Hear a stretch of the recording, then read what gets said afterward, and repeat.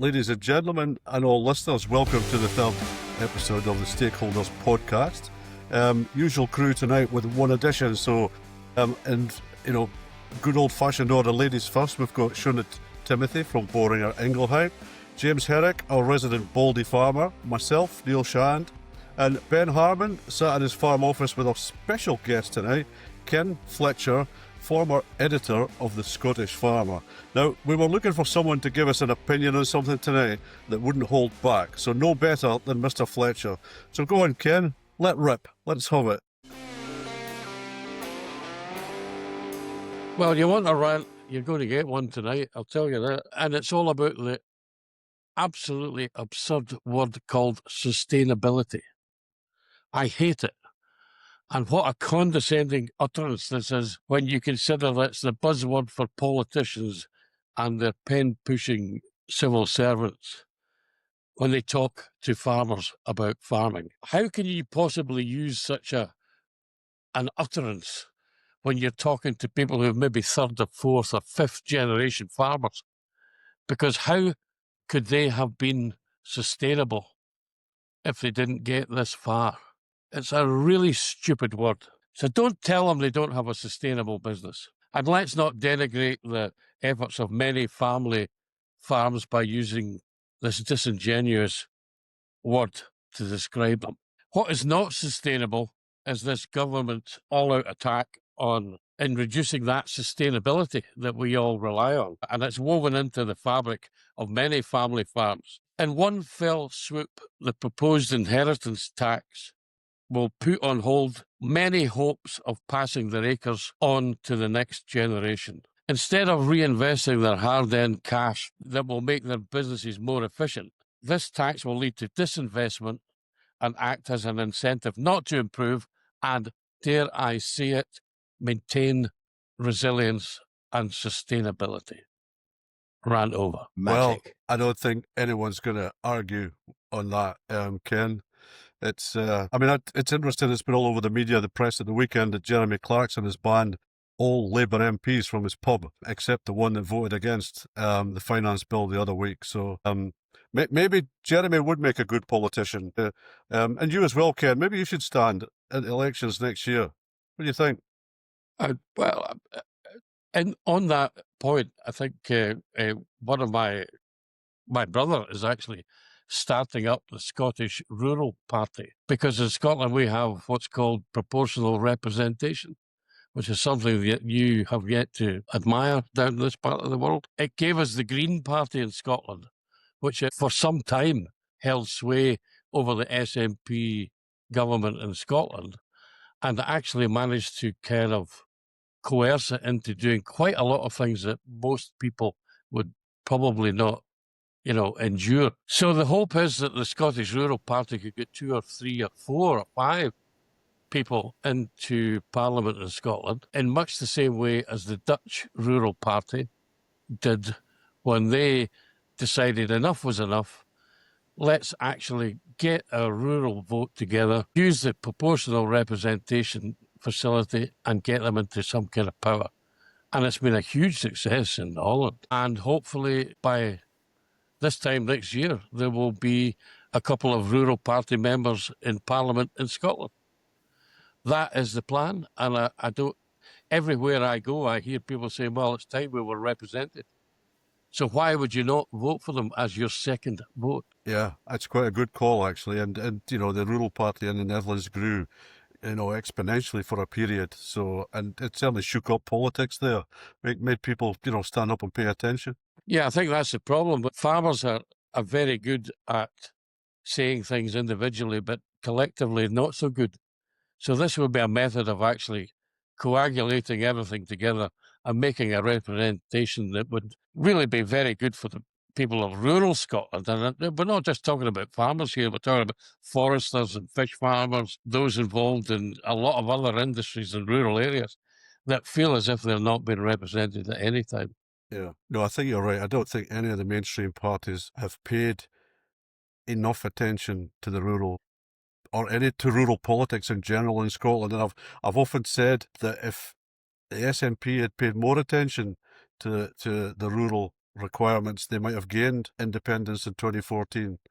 And if the other parties had paid equally more attention to the rural community, they might be able to stop independence forever. It's that fine balance that, and I know it's a small vote, and I know that'll maybe create a little few comments from our listeners, but it's there to be won if they really want it. And I think whatever happens next year at the May elections, I think we're in for a seriously big turnout because a lot of people want to have their voice heard this time. Yeah, I think that's probably the case. Maybe in England, they should be pushing for proportional representation too, because then you would have a rural say if this idea takes root and grows arms and legs and whatever the way we would want it to do.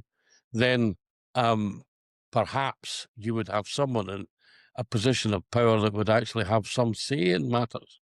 Because at the moment we seem to be being pushed from pillar to post by people who actually don't know anything about how the rural industry works. Nor do they care, nor do they want to know. And that's the appalling thing, which we're feeling rather isolated here. And hats off today for Alistair Carmichael at the Airflow Committee, holding truth to power, making Starmer squirm, and could do with a few more of those voices, I think. Yeah, I think Alistair Carmichael is one of the few sensible politicians that we have on our side at the moment. And it's very much a common sense kind of guy. And why don't we have any more of those? That we should have hundreds of them, seeing sense and seeing the devastation that's happening and or that is about to happen if the inheritance tax bill finally goes through. Yeah, perhaps we've hit on something here. We maybe need a qualification in common sense, which is part of the process of being a politician. Yeah, it's not common. Well, I think it was maybe Churchill who said once that the insistence on being a politician should debar you from being one. So in the old Greek Republic back in the day, they used to just pluck people from society, didn't they? So you didn't get a choice in it. Just members of society would have to go and represent the Senate. Was it Greek or Roman? I forget which. Like Jerry maybe that's a good idea. I don't think we've been plucking the right people. Like Jerry Service, yes. We've been plucking the wrong turkey. Yeah. So we need to be careful with the language we're using here. It could be misinterpreted, but we understand what you mean. Or we think what you might also mean.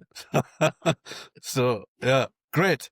So, great, Ken, thanks for that. We'll get you along at another time, because you're going to have a lot of stories to tell about your days at the Scottish Farmer and, the things that you've learned and experiences that you had travelling, I'm sure. So we'll probably dedicate a whole podcast to you sometime next year. So that's a great idea. Folks, that's Ken Fletcher, former editor of the Scottish Farmer and a good all-round character, and there's not much that Ken has not seen or done, I think. Moving swiftly on, Shona, we need to do a Blue Tongue update. Since we had our last catch-up, we've now got Blue Tongue in Northern Ireland. Do you want to say a few words on that? Yeah, so we do. I think it was unexpected. A bit of a bolt from the blue. In the last few weeks, some cases of blue tongue in Northern Ireland. I guess in many ways it's probably happened at a good time of year because we're entering the vector low period. So it's a kind of red flag that it may have spread further than we expected it to, and that we'll need to be really vigilant next year. But I guess at least it allows a little bit of time for planning ahead, for awareness amongst farmers and decisions to be made around control strategies for next year. Yeah. I mean, I think it's, if I get my dates right, so Tuesday the 9th, Northern Ireland confirmed their second or third case, and then at the same time, their temperature had actually reduced to the fact they were able to announce it was a vector low period. So I think they're probably quite fortunate. So perhaps in the coming weeks, they'll be able to unravel from the temperature control zones rather than extend into the whole of Northern Ireland. I think that certainly would look like the model for me. Have we seen much movement on vaccine sales, or have they pretty much flatlined in the last wee while? Yeah, so they had, I think there was good awareness, particularly with the changes that have been made to policy, kind of referencing the fact that the risk has been reducing through the kind of late summer, early autumn. There's been a steady flattening of vaccine sales during that period. Obviously, vaccination has been permitted in Northern Ireland since, I think, July, but there'd been very little uptake. I think the sudden awareness that there was blue tongue on the island of Ireland has prompted vaccination, but we're expecting to see that kind of move on into next year, really. I think it's, as for all of these decisions, it's kind of based on real risk, but also tolerance of risk by the farmers concerned. And there'll be some, I'm sure, who will move now. Others will wait and vaccinate ahead of the vector season next year, I would imagine.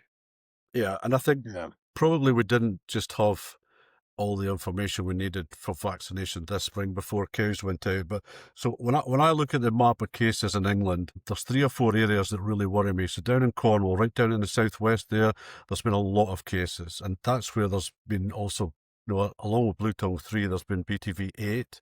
I think there's only 7 or 8 cases of 8, and only one of both 3 and 8 so far on the same farm. But generally, there's a big pocket of blue tongue down there. And then we see again Staffordshire, North Derbyshire going into Cheshire, big area there of disease. And then up maybe sort of South Oxfordshire down into the top of London, bit of a pocket there. And then a cluster down along, eastern counties, Kent. What we saw in Suffolk, Norfolk, a little bit of South Lincolnshire last year, I expect we're now going to see in these areas. We're going to see some challenging periods during spring calving. I think there's going to be some, early abortions, unfortunately, and probably some, dead calves, and then these non-viable calves. So it's a sort of shout out to everyone listening. Please keep an eye out. If your scanning rates are anything different from normal, that's probably an early warning sign that there are some challenging times to come. And, please contact your private vet for, advice and support on that. So, Ben, you were going to chip in. Yeah, I just think, so the thing that worries me is that southwest area, Cornwall and Devon in particular, it's a livestock intensive area. It's much more livestock there than they say round here. You're talking about the Oxfordshire cluster into Buckinghamshire. Actually, there's not a lot of livestock here. But that bit in the southwest and that bit up in Derbyshire, there's an awful lot more livestock, a lot more opportunity for transmission. And it is a bigger concern, I think, than even my area, which is obviously a concern to me and my neighbours. Yeah. The Welsh borders, it's very, very close to incredibly sheep dense areas there now. And we don't really understand why we've not seen the same patterns of disease in the UK as have been observed in European countries, but it could be because it hasn't hit those really livestock dense areas yet. So I think we don't know at all really what kind of year to expect in 2026 from a presentation of disease perspective. And I think we just need to be on our guard really going forward. Yeah, and we'll continue to bang the drum about vaccination, and we'll not let up on that, and to try and absolutely raise awareness. Sure, it's probably 3 weeks since we had our last chat, so hopefully we're 3 weeks nearer getting some stronger technical documents to go with a full marketing authorization. Or we're working away. Yeah, we sort of recognise that having all of that data formally to hand is really important to decision making around vaccination. So we are plugging away in the background. Yeah. And James, you're going to vaccinate next year. I'm just, no hesitation, you'll do it again. Oh yeah, 100%. Without a doubt, we'll do it again. I think, obviously, we don't know what would have happened had we have not vaccinated because we did vaccinate, but equally, we've had a fantastic scanning. Everything looks well. Calves have all done well. Everything has gone to plan and as we would like it. And for the cost, I'd 100% jump in there again and do it, because I don't see why I wouldn't. If now, knowing that it's something I can't control myself, which is, again, that's, the diseases that I can control, that one I can't. Yeah, and the fact that you've seen no discrepancies and everything's great, as a justification for, vaccinating. And I watched your video not last week, I think the week before, when you were talking about your weaned calf weights. And if you told Ben, or do you want me to tell Ben, that your heaviest calf was a stabiliser and it wasn't a Charlie, or have you already told him that? So yeah, I've not told him, no. I can reel them off if you want. My heaviest calf was 401 kilos at weaning, no calf creep, out of a 557 kilo cow, which I was dead chuffed with. I think it's 73% weaning efficiency on that. But stabilizers were 304 kilos on average. Charolais were 296 on average. So we're under the same management system, that is, and no calf creep. Again, it's about dead chuffed with that. Really pleased. And that we're 590 kilo cows, so that equates to, I think it was 48.9% ratio, which I'm gunning for 50. I just keep ducking under it, but I'll get there. Yeah, I mean, and you did also acknowledge that you like your Charolais cattle and you weren't going to do that much different. So I'll tease Ben with that bit as well. So sorry, we diversified a little bit, and that's the plan with this podcast. It's the last one before Christmas. We've done kind of the serious bits, so we probably won't talk too much serious stuff. We've not done it really since the start, and it would probably be sensible at some point to talk about beef price. And I maybe should have done it in the first one when it was still going up, because unfortunately it's going down now. But it's been, farm gate price has been challenged a little bit, from a sort of 665 heading towards 650.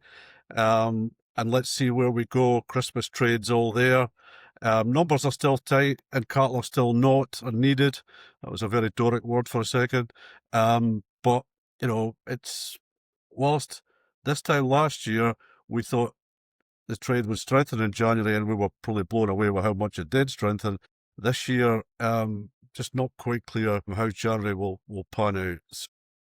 Yeah, I don't know if they're just talking it down or not, Neil, but some of the processors I talked to are suggesting that it could be quite a tough January as far as prices go. There's a bit of pushback from some of the consumers who are feeling the pinch a little bit, and beef is quite dear at the moment. They're all expecting it to pick back up again through the spring and into barbecue season, but January could be interesting, I think.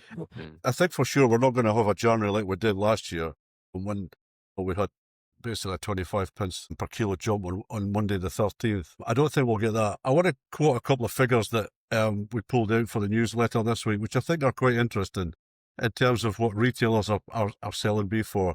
So a beef Wellington, and I know that there's a lot, it's not just a bit of beef, there's a bit of background work goes on to that. So Tesco have got that at £28 if you've got a club car. So I'm going to quote two other prices, bearing in mind farm gate price this week is about $6.50. So Morrison's have got a beef roasting joint, $6.49 a kilo. And Aldi have got a beef roasting joint at $6.19 a kilo. Now those are both, they are specials. They're doing a big push for Christmas, but it can be a little bit disheartening for people who work very hard to produce this, to see it in some cases almost being given away. But I suppose we could be in a worse place when you look at the challenge that some of the vegetable growers have, and most of the main retailers offering veg at Christmas for 8 pence across all different categories of veg. So can we just dip into that for a second? It is a bit off topic still, if we're supposed to be talking blue tongue, but I wonder why a government would really want to enforce or an adjudication with the multiples.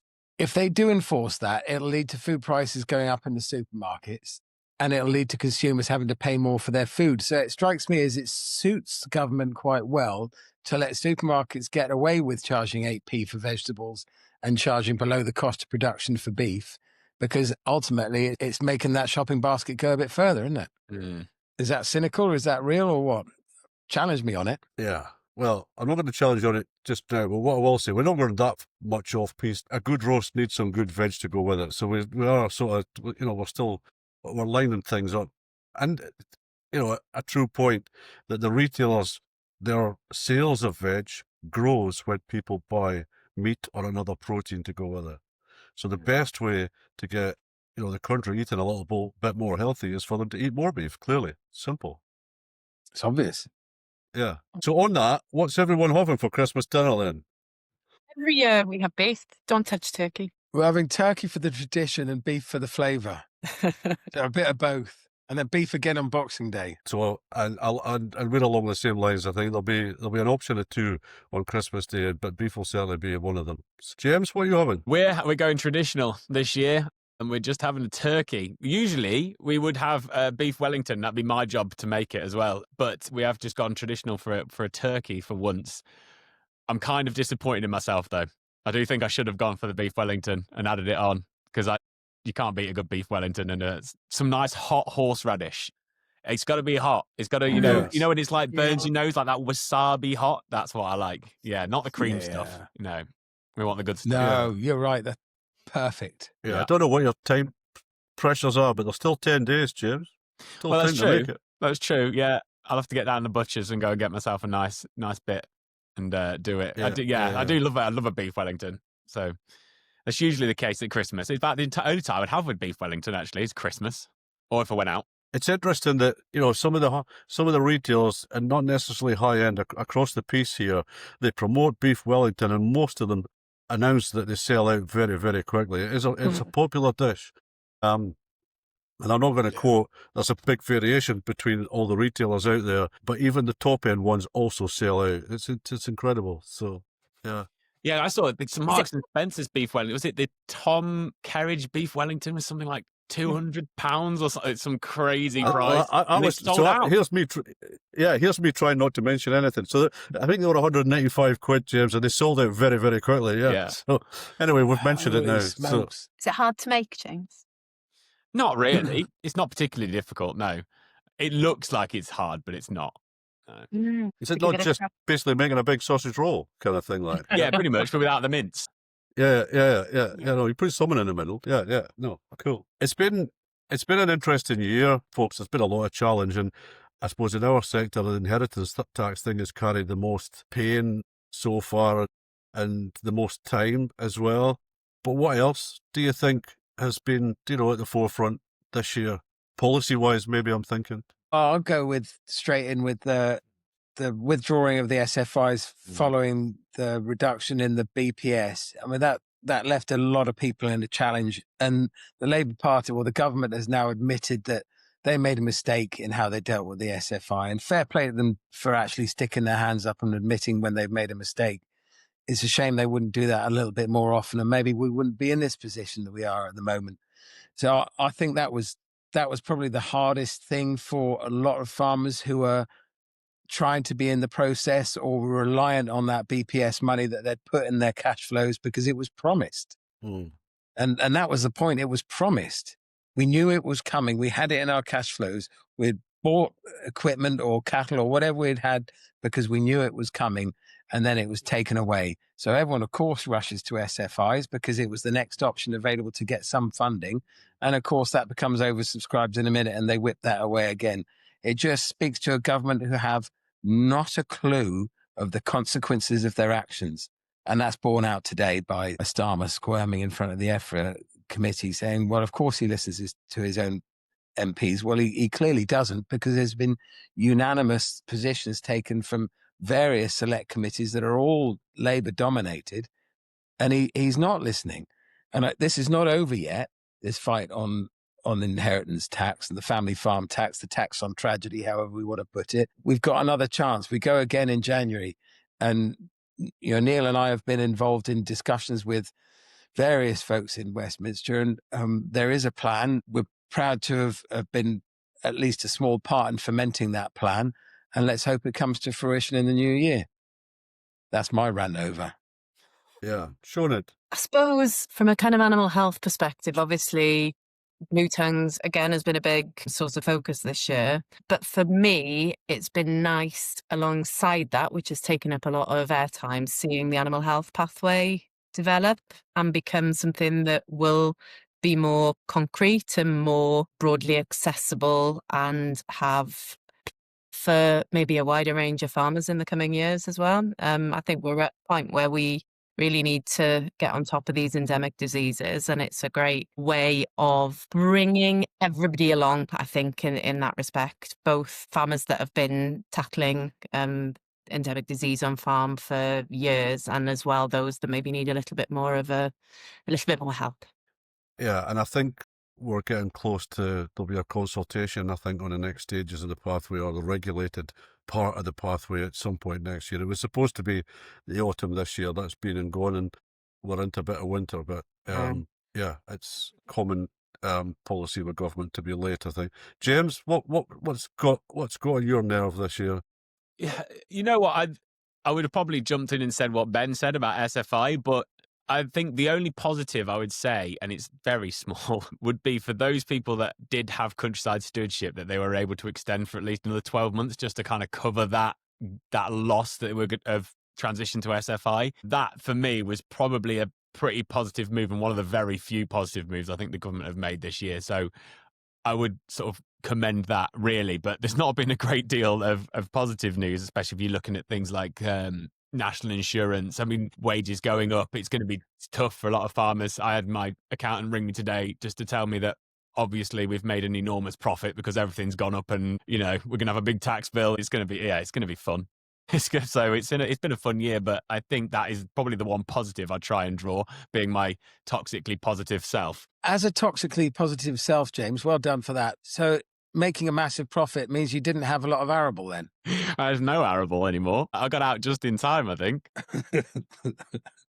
Yeah. This is a National Beef Association, Ben. Yeah. Oh, fair enough. A lot of our members will be mixed farmers, the majority, I would think. Absolutely. And aren't they glad they're producing beef at the moment? I'll tell you that. Yeah. So there'll be too many to list. My gripe would be that generally the current government do not interact with the industry in any constructive way at all. I think, and it's really disappointing from where we were with the previous government. Whatever you thought of them, they might not have done half of what we asked, but at least we've had good dialogue and good interaction with ministers. We've currently got ministers that don't respond to anything.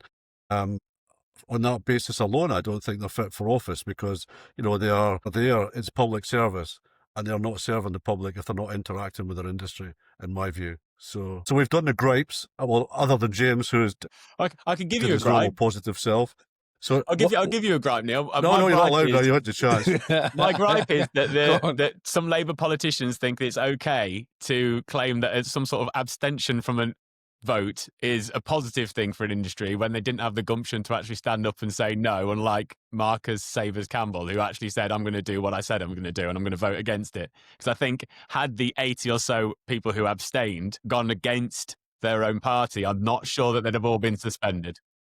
Strength in numbers there. Yeah. And hero of the year, possibly. Well done to him for standing up for his principles. Yeah, and Marcus is currently the only Labour MP that's welcome in Jeremy Clarkson's pub. So, yeah. It's a bit of a stretch for a pint, though, from Solway down to Chipping Camden, isn't it? Or wherever it is. Yeah. I mean, so I suppose we have got a little bit of insight on that. I think there were nearly 40 Labour MPs abstained, which is probably a far bigger number than what they thought was possible at that first vote. And we should take that as a positive, and let's see where we end up, moving on. We've probably all seen the clips from, I think it was the liaison committee today, which is a combination of all the select committees chairs coming together to batter the Prime Minister or challenge the Prime Minister.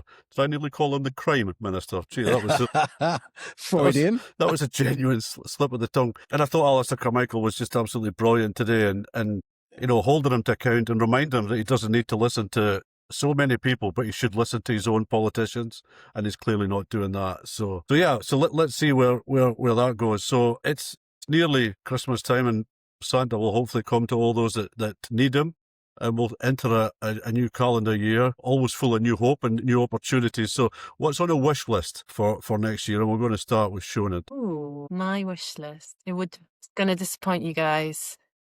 It would probably be sheep orientated. I would like some big, fat, blue-faced Leicester lambs in the spring. Yeah. So your participation in these podcasts is being questioned now by the board, actually. So I had some cows as well. Okay. Yeah. But because it's Christmas, we'll forgive you. We'll forgive you. So, James, what's on your wish list? I'd like a good carving in an early dry spring, please. That'd be quite nice. Get some stuff out. I've got some cows going out again this week, which will be good on some cover crops. So hopefully that's a bit of a pre-Christmas present, and they look pretty well. So I think we'll keep the cows out for most of the winter, which will be good, be a godsend. And if we're going away from farming, I don't know, I'd like a bit of free time so I could spend a bit more time on my bike. That's probably what I'd like, which is not going to happen, is it? So I thought these stabilisers carved on their own, so you would have a lot of spare time. But they do carve on their own. They do carve on their own. Ben? Yeah. As do my Charolais, I would say, pelvic measuring and sensible choice of bulls, low gestation length. Yeah, I've been enjoying a good autumn calving season. But my hope for next year is to have a moderately normal weather. Because Bayek, we've had a couple of weird ones. We've had a couple of dodgy harvests. We've had a couple of difficult springs with not enough grass for the cattle, quite a lot of grass in the back end. It would be lovely to just have a normal weather year, if such a thing exists. So that's my farming wish. And on a personal level, hoping my cowgirl Daisy is off to have a baby in a few weeks' time, and I just want to wish Daisy all the best for what's going to happen having her first child. She has no idea what's ahead of her, and good luck to her when she figures it out. Yeah, if she's anything like the rest of us, in 20 odd years' time, she'll still be just figuring it out. Ben. So, my first one might be a little bit out of the box, but hopefully not too far out of the box. I would actually genuinely like, above everything else next year, taking, NBA, all that away, is peace in Europe. I think this day and age, where we see what's going on in the world, and farming comrades in a country that's not all that far away having to fight for their lives, I think it's just disgusting. And, my big wish for next year would be that we do find a means to find, peace in Europe, which allows Ukraine to continue to be recognised as an independent country. And, from a closer to home wish list, again, away from the NBA, Scotland are at the Football World Cup for the first time in quite a number of years. So to get out of the group stage and to allow the Tartan Army to stay a few days longer in the US would be something to look forward to. We could all celebrate. If you've seen the kick-off times we've got for the Scotland games, they're like 2 o'clock in the morning, so the pubs are just going to be open 24 hours in Scotland, so it'll be one big party. And I'm being really selfish now when hogging this, but one policy thing would be that just politics recognise farmers and recognise the value of food. We need food, air and water to survive. If you don't have those three, you don't survive. It's that simple. Current governments don't see it. It's sad. Right, Neil. So I'm going to come back at you then and put you on the spot. I probably should have briefed you. I was going to ask you this, but I haven't. So Is it what's the offside rule? yeah. No, so the NBA this year, we've been involved in an awful lot of committees, an awful lot of decisions that we've been party to, there's just been a lot going on. And I wondered if you can give me perhaps your top 2 or 3 places where we've been exerting influence or helping out our members. Like, give me a few NBA highlights of the year. So obviously, inheritance tax has been a massive thing, and any ground we've gained by interacting with cross-party politicians in London will have gained some good. And I think we've raised the profile of the organisation, and it's only £109 to join, and that includes VAT. All information available on the NBA website. I've been involved in 1 or 2 individual farm cases of challenge this year, where I've seen the stress that audit and policy can bring to individual farmers in terms of APHA licence visits for AFUs and LFUs, etc. And whilst we've had success, they've not all been successful, but being able to support our members through some of those challenging hours on an individual basis is very rewarding individually. One of the problems we get as a trade body is probably a lot of the things our members don't see is because we stop them getting that far. And, I think having strength to sit round tables with DEFRA representatives and challenge policy and try and push back things that we think will be detrimental to the industry and farmers across all of the UK, all 4 countries. I suppose our own manifesto we had for 2024, I think there was some really clever points on that. So that was launched before the election in July, and then we had the budget in October last year.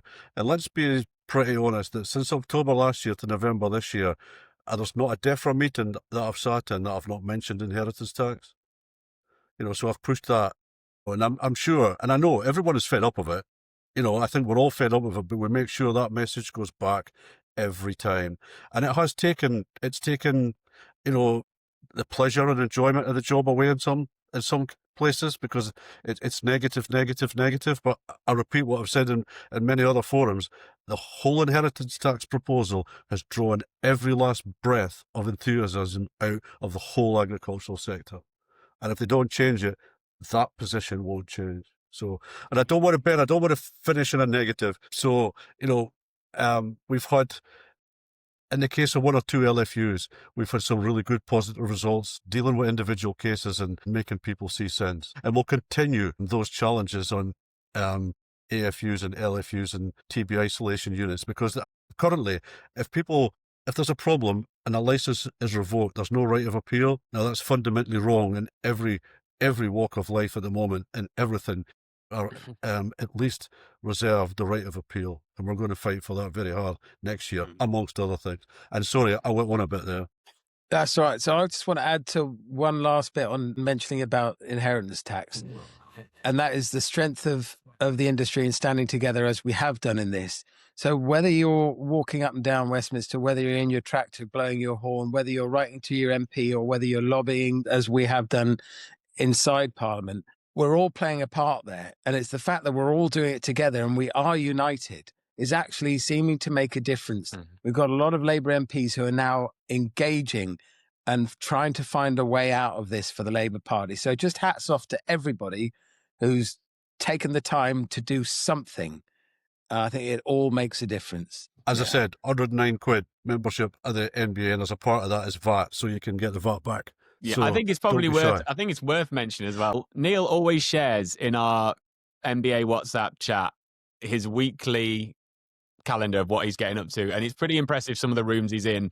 And if you weren't on that board, you would never know where he's popping up. And I think it's probably testament to the job that the NBA does that you don't know, because it's quite clear that something's happening there in the background. And you know, I think as well, from me being my first year in the NBA, to both Ben and to Neil and to everyone else, you know, it is incredible what you do for the industry. It really is. Great, James. Thank you. I thought we should probably talk about some of the off farm, some of the non-NBA things that we've done this year that have excited us, or things we're looking forward to next year that have excited us. Because some folks will know us from the jobs we do in the industry, but some folks probably won't know that some of us like to get up to stuff when we're not on the farm or in the office. And Neil, what have your highlights been this last year?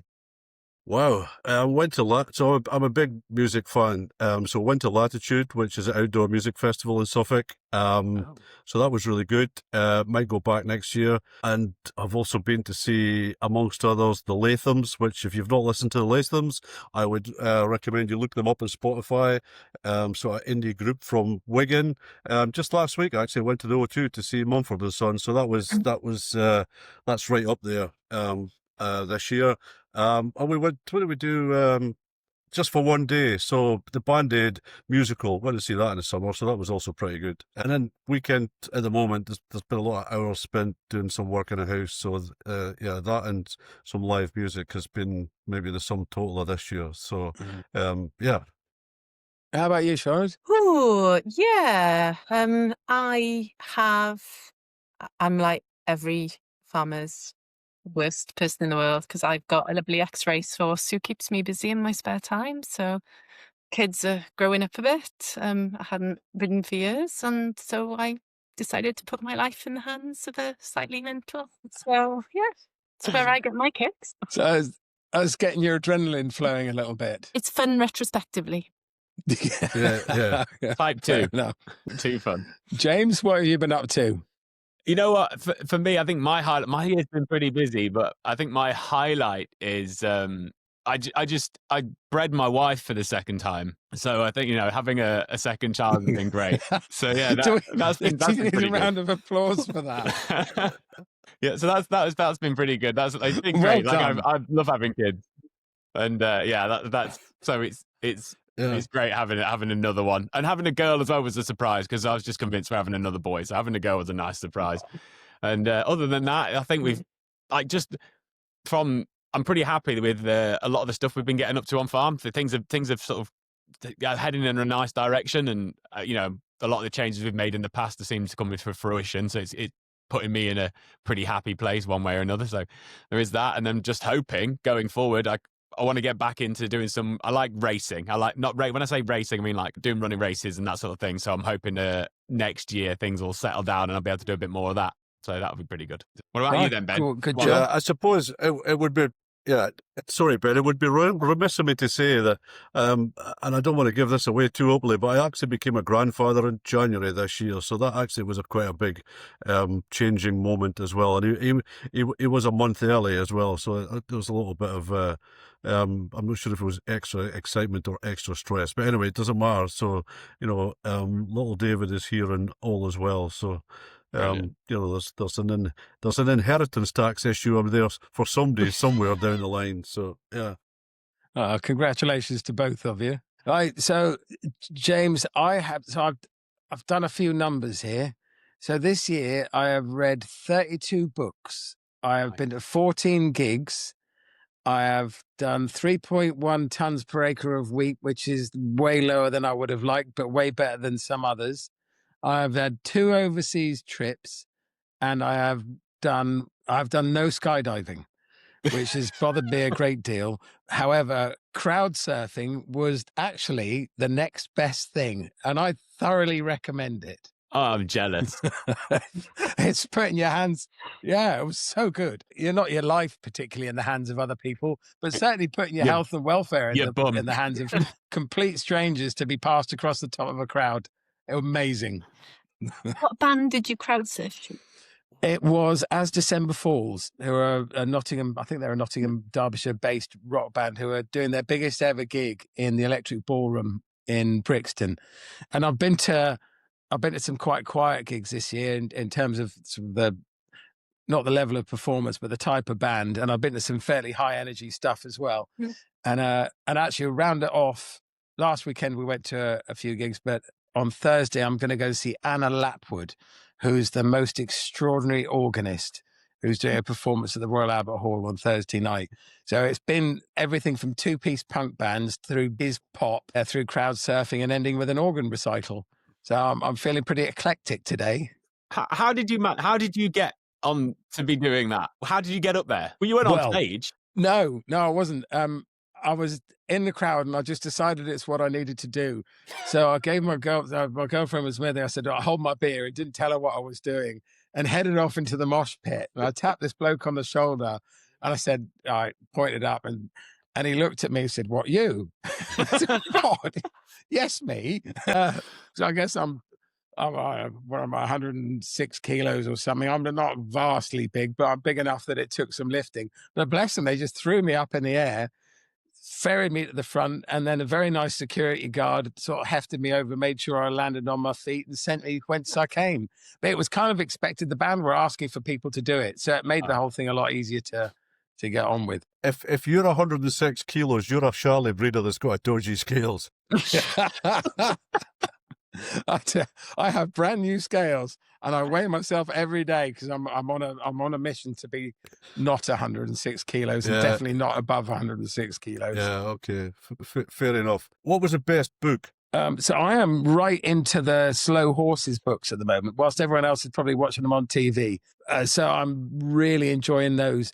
Before that, I was on a series called Scott Havarth, but my best book of the year would have been oh God! Of course, now I have a complete brainurism. I'll come back to you on that in a minute because it's clearly my best book, but I'm just having a moment here. Orphan X, beg your pardon, Orphan X. Yeah, there was a series called Orphan X that I read, and I would thoroughly recommend it. Of course, we're not here to promote slow horses, but I have watched it on TV, and it's a tremendous. Well, there's quite a few series. It's well worth a look. So if that's sort of that sort of crime thrillers is your appease. Shona, big plans for over Christmas? Yeah, so we are all going to my parents' house for Christmas Day, and then we're going skiing on Boxing Day. Oh, where are you going? We're going to Valois in France. Oh, nice. Yeah, really looking forward. Yeah. Yeah, jealous. You've just annoyed us all now. Yeah. Waiting for that. First the sheep, now the skiing. The skiing is the safer option than getting on the horse, though. Yeah. The horse can have a holiday. Yeah. About you, Neil, what you got for Christmas? Well, actually, the plan at the moment is that my mother is coming down after Christmas and for New Year, so that'll be an experience for her, and we've got a few plans to let her see some of the local sites if all goes to plan. And being a big football fan, and I didn't mention football of all the things I've done this year, I should have mentioned that I was at the cup final when Aberdeen beat Celtic. That's a big plug there. That was one of the highlights of the year. There's a lot of football on it this time of year, so we'll take in a bit of that. And probably, touch wood, we'll use that period to recharge the batteries and get ready to go again on the whatever day it is in January that we come back. Yeah. 5th. Yeah. So James, Christmas Day's at the farm. So the whole family's going to the farm, my side of the family. So it'll be, me and the kids, my brother and his wife, and my sister and her daughter, and whatever else. So that'll be good fun. And then between Christmas and New Year, just try and take it a bit easier, really, and spend some time with the kids. That's the plan, really, and have some fun whilst they're off nursery and whatever. So yeah, awesome. And so you've got a very fresh child. Have you got another one that will know that Santa's coming and is very excited about the whole thing? yeah, I mean, he's probably not quite.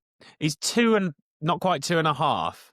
So he gets it. He knows what Santa is, but he's not 100% clued up as to the whole excitement thing, which is good. One thing we've had this year is all the baubles on the tree are at least 4 foot high because he pulls them all off. But otherwise, yeah, he gets everything that comes as a present. So if you get an Amazon delivery, present. Okay, right. So he just has to open everything. But I think we'll probably get away with the excitement next year, though. Oh my God, next year's going to be chaos. yeah, and it just gets better. Yeah, and every year after that, for a few more, it'll get even more chaos. So yeah. So folks, I've got a category that I didn't give anyone a heads up on. So I'm going to ask everyone to name their personality of the year for 2025. This week, I think they do sports personality, but this is not, well, it could be, of course, a sports personality. But what person has impressed you most this year, either had the biggest impact or created the strongest opinions over you on what they've done? It could be anything, service in government or local community or anything. And just to keep it correct, I'm going to start with Shonit. No, I can't think of anyone. You'll have to come back to me, Neil. Yeah, okay. Well, I'll let you stew on it. That's a hard one. James? This might seem odd because we've had him on the podcast, but the person who's impressed me the most is actually Cammy Wilson, because to go from not owning a farm to running a heap of sheep, starting with 4 sheep in your mum's back garden, to now having 3 kids, a podcast, a massive merchandise deal, all the stuff he's doing, and buying a farm at the age of, I think it's about 35. It's about my age. I think it's about 34, 35. Is just so impressive. And when you have so many people who will say, you can't do it, and just to go and watch this guy do it, and for him to broadcast it and show everyone, I just think it's incredible. I hats off to him, because it's a proper good news story, and it's really good to see somebody achieve what they've wanted, and he said from the start, I want to buy a farm, and to watch him actually do it this year was incredible. Great answer. Yeah. Right, so I'm going to cheat here. I'm going to double cheat. So I've got a farming hero of the year, and actually he won an award already, but he's getting 2 because he's getting one from me as well. And my farming hero would be Alistair Carmichael, who, friend of the show, friend of the NBA. He stood up for farmers when it's counted. He stood up front and centre, and he's used all his political nous that he's garnered over a number of years, having been chief whip and all sorts of other jobs he's had. And he stood up for us when we needed it. And so I just want to take my hat off to him. But the cheaty bit is I want to name the England women's rugby team, because the emotion that came out of their victory there, and the scenes from Twickenham and the personalities that emerged during and after that competition, they really did move me. And the likes of Sarah Byrne and Ellie Kildunn talking about their journeys, I just hats off to them. I really loved what they've done. And onwards and upwards for the women's game. Yeah, very good. So I'm not cheating as such, but I might mention 2 people, and it'd be unfair to mention those that have been named already. So I do occasionally play a bit of golf, and I would tip my hat to Rory McIlroy, who this year won what they call the full Grand Slam when he won the Masters. So he's won all the major tournaments globally, and for all he's gone through, his personal life is continually challenged and all that. So that for him, and I'm at risk of sounding as though I'm a bit of a sympathiser towards Ukraine.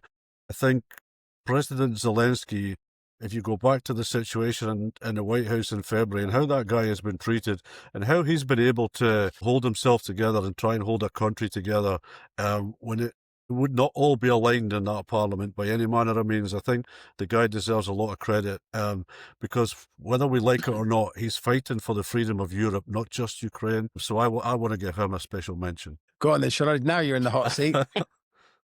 This is really embarrassing. You can. It could be if you really want to. It could be your horse. Come on, we'll give you. We'll make it easy for you. Oh, in the light of my life. That's a really tough one, and I'm sorry, guys. I don't like it. It's your husband, isn't it? Excellent. That'll do as an answer then. It's definitely not that. So because this is geared at fun tonight, it probably would also be fair if we also had a person, and Shona, you might have a use for your husband in this one, someone who would like to put in the stocks and throw some tomatoes at. Yeah, no question there. No. Right. Ben's not even spoken, but he's going Keir Starmer. James? That's pretty good. It's a fairly unanimous one. I'm going to go, just to make it slightly different, I'm going to go for Keir Starmer's best friend, Rachel Reeves. Yeah. Going to abstain.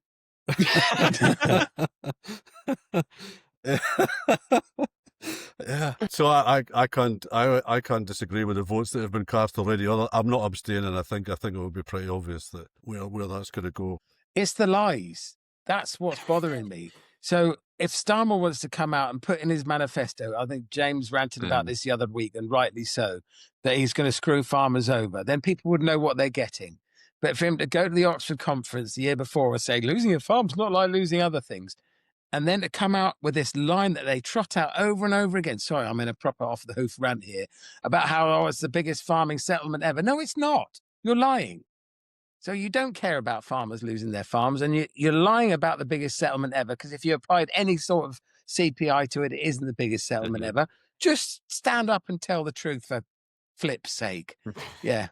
So ran over. And this biggest settlement ever gets on my, I nearly swore there, or used a word I shouldn't, but it gets on as well, because when we were part of the EU, we got 7-year settlements, which tended to run into 10 by the time they negotiated a new one. And I understand the size of the settlement important, but that continuity and reliability that we had from the EU, knowing that money was going to be there for 7 years minimum, is really important. Now we've got no money that goes beyond the next election, in theory. I forget, I did have a counter. It's not at my desk at the moment, how many days there are, the latest day it can be to the next election, and you have no idea how much a lot of people are wishing towards that day. Yeah, we need to have a little ticker counting down on our website, 930 days to go or whatever it is. Yeah. So going offside a little bit, so we've got May elections coming 6 months' time, basically. And I think they'll be quite important in terms of how, and I'm not stealing anyone's thunder here, everyone knows there's lots of chat around how the May elections in England sort of frame out the future for the current Prime Minister. But I think it's more interesting what happens in Scotland, because I think we went from a position in probably June 20, Labour annihilated SNP the following month at the general election, where there was an opportunity, and I think a few people thought that Labour could become the dominant party in Scotland. And it looks as though we're back almost, a little more than a year later, talking about Labour could be annihilated in May in the Scottish elections. And I think Reform will probably gain some strength there. SNP will probably be the biggest party, but not have an overall majority. So we'll get what it was designed to be as devolution, some kind of coalition government. But it may be a line in the sand that the current government never recover from, in Westminster, that is. All right, well, and let's hope that Ken's brothers, the Scottish Rural Party, hold a balance of power or something like that in Scotland. It can make a huge difference in a proportional representation system. If they hold a little bit of that middle ground, a small number of SNPs could make a massive difference to the balance of power, I would think. Yeah. SNPs, Scottish members of Parliament? Yeah. We know what you meant. Yeah. MSPs, I need to say, sorry, it's late. MSPs. All right, so I reckon we're probably about done here. Yeah, it looks as though we've had Christmas pudding, actually. I fed everyone vast quantities of lamb just to throw into Shauna's camp here and disappoint my NBA compatriots here. I fed everyone lamb tonight, and I am stuffed from it. Yeah. Well, yeah. So, James, look, could be only you and me next year, the way things are going tonight. So, yeah. So, it would be remiss of us not to just thank all our listeners, and we hope that you subscribe, tune into our podcast. We look forward to re-engaging next year. We'll let you know in due course what the January plan is. There will at least be, of course, one podcast in January. We plan to do a Blue Tongue special, which we've not managed to squeeze in December, so we'll probably do that early January, because we want to continue getting the message out about Blue Tongue and the requirement to vaccinate, and our support for Boehringer Ingelheim's vaccine remains robust as ever. And we encourage you, Shona, to keep pushing towards VMD so we get this technical document and approval for a full marketing authorization with a guaranteed period of cover, which could open lots of doors in lots of different places. So yeah, Shona, James, Ben, thank you for your company over these podcasts this year, and we look forward to engaging next year. Wishing you all a very Merry Christmas. Don't eat any lamb, just eat beef, and have a cracking festive period, and we'll see you all next year. All right, happy Christmas, everybody. Merry Christmas, everyone. Happy Christmas.